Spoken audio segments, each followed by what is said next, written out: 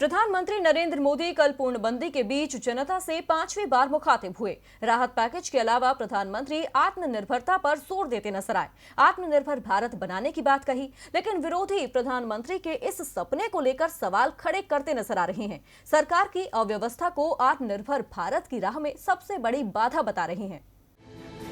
आत्मनिर्भर भारत वो भारत जिसे अपनी जरूरतों के लिए किसी दूसरे का मोहताज न बनना पड़े।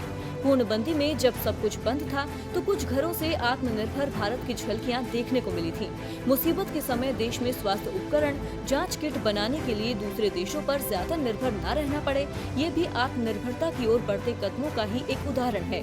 प्रधानमंत्री नरेंद्र मोदी भी जनता के नाम संबोधन में आत्मनिर्भरता पर जोर देते नजर आए, लेकिन शायद प्रधानमंत्री इस दौरान असल भारत को भूल गए, उन श्रमिकों और अन्नदाताओं को भूल गए जो सही मायनों में असल भारत की तस्वीर उकेरते हैं।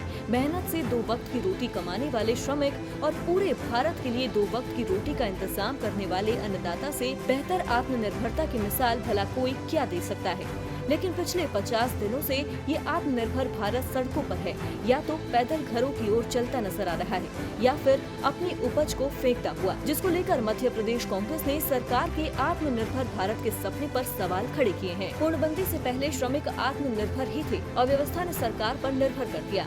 कल मोदी जी ने बार बार आत्मनिर्भरता पर जोर दिया। मोदी जी की आत्मनिर्भरता का मतलब है कि अब सरकार कुछ नहीं करेगी।